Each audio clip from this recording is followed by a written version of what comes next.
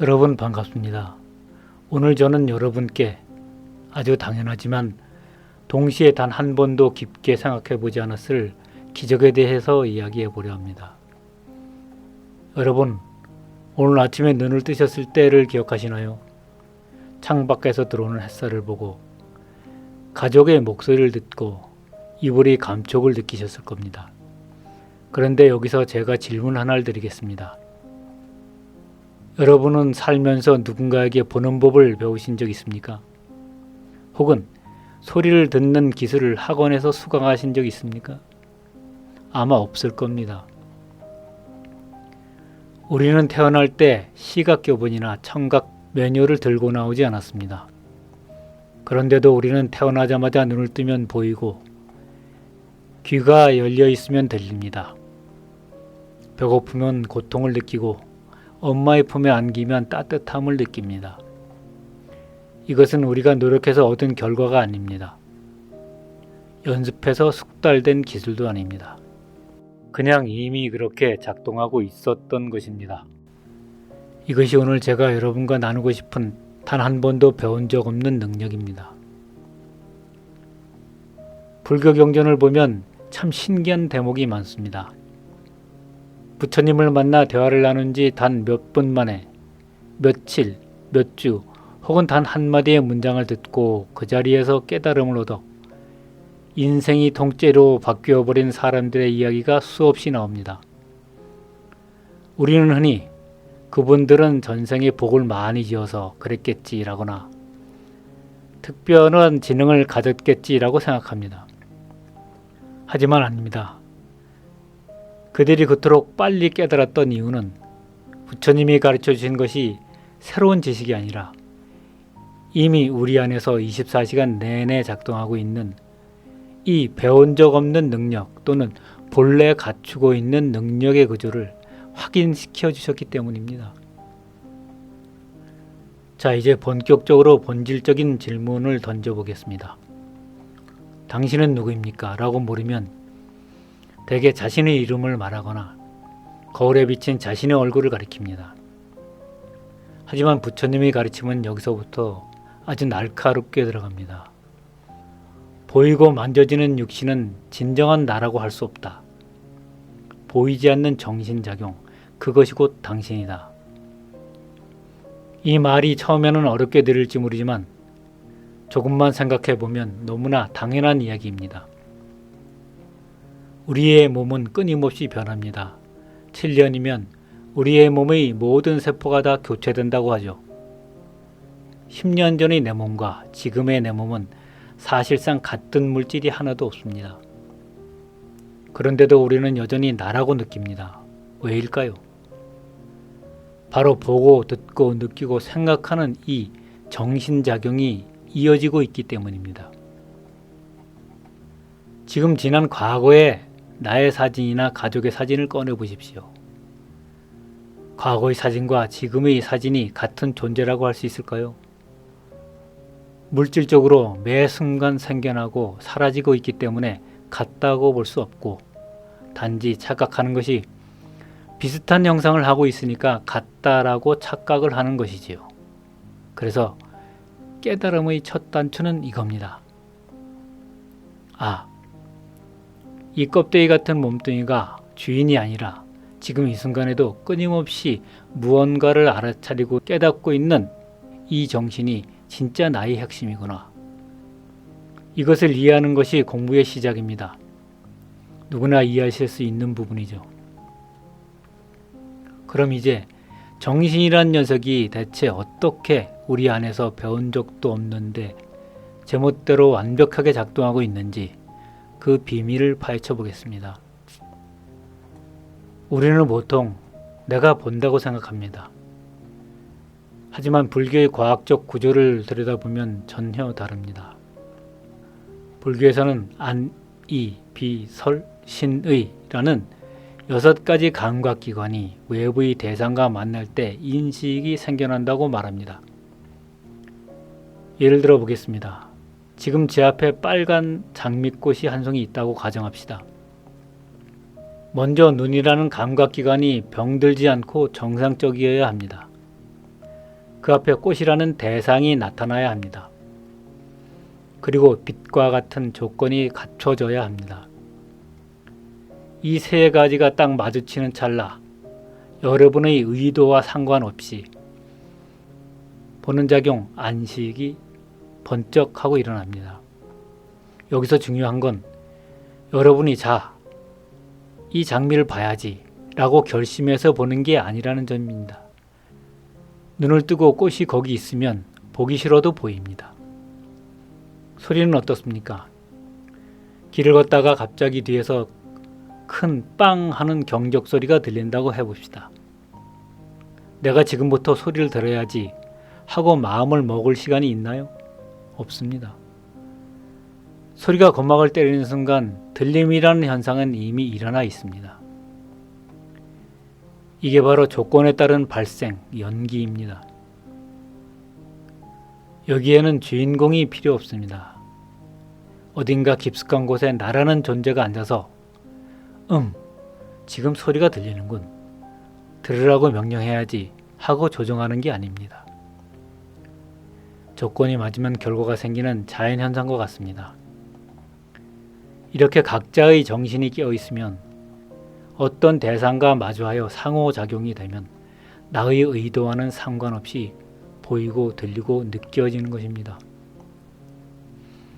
경전에서 부처님이 제자들을 깨우칠 때 쓰신 방법은 아주 단순했습니다. 철학 강의를 하신 게 아니라 지금 당장 일어나고 있는 이 작용을 관찰하게 하셨습니다. 부처님께서 어느 날 제자들에게 물으십니다. 비구들이여, 보는 인식이 일어날 때 그것이 항상 하더냐 변하더냐? 제자들은 답합니다. 변화옵니다. 세존이시여. 대상이 사라지면 보는 인식도 사라집니다. 부처님이 다시 물으십니다. 그렇다면 변하고 사라지며 내 마음을 통제할 수 없는 그 현상을 이것이 나다, 이것이 내 것이다 라고 할 수 있겠느냐? 제자들은 대답합니다. 아니옵니다. 그럴 수 없습니다.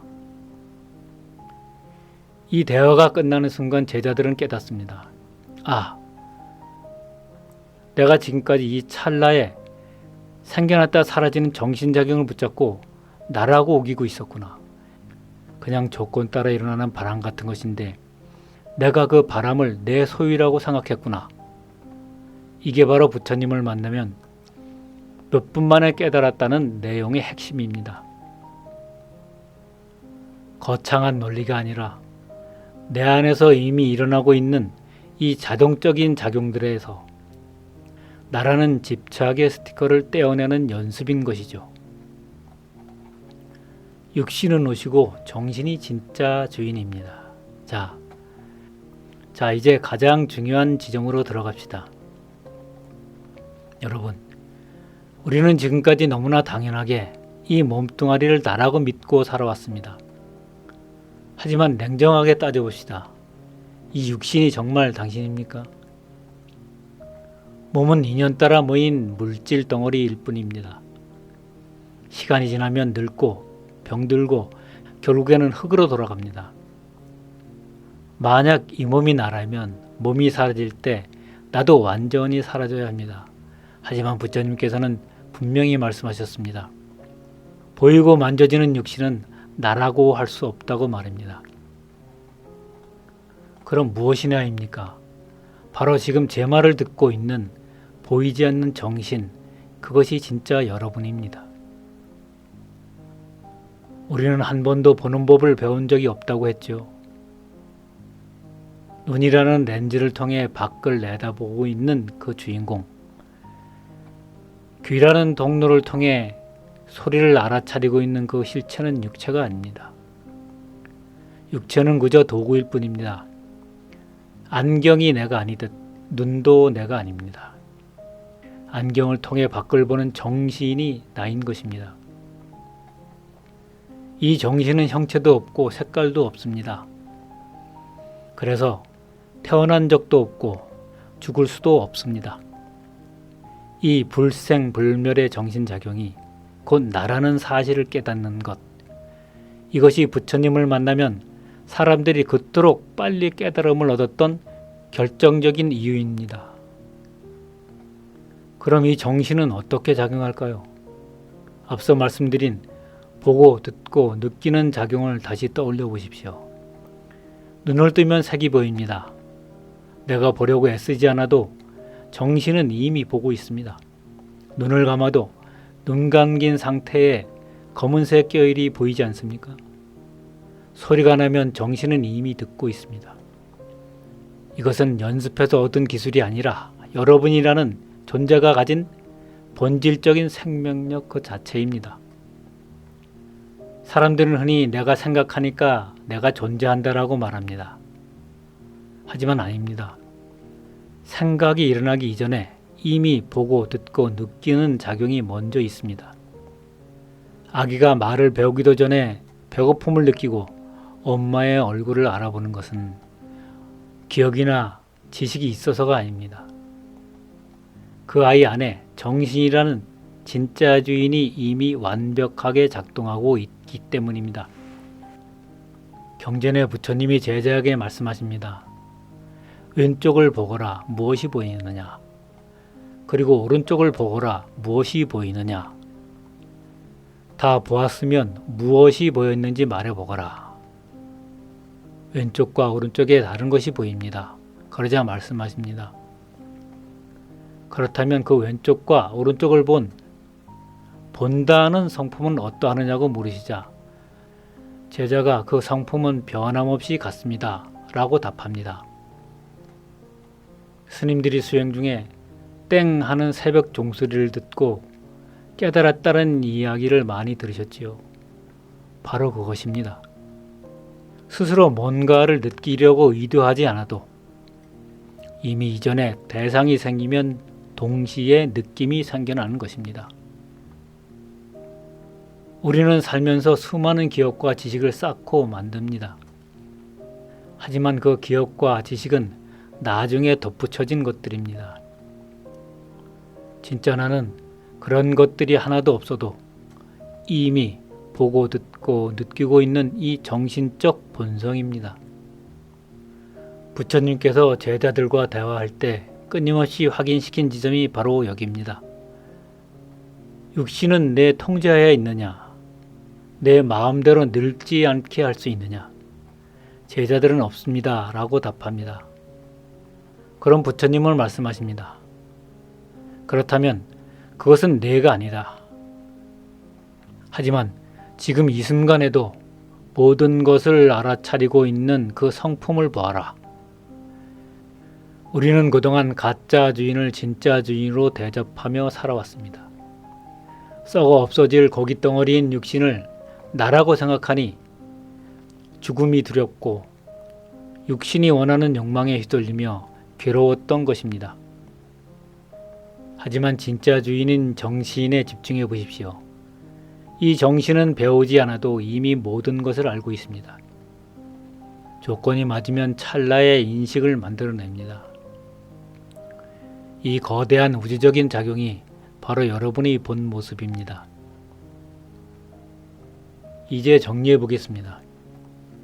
깨달음이란 어디 먼 곳에 있는 보물을 찾는 것이 아닙니다.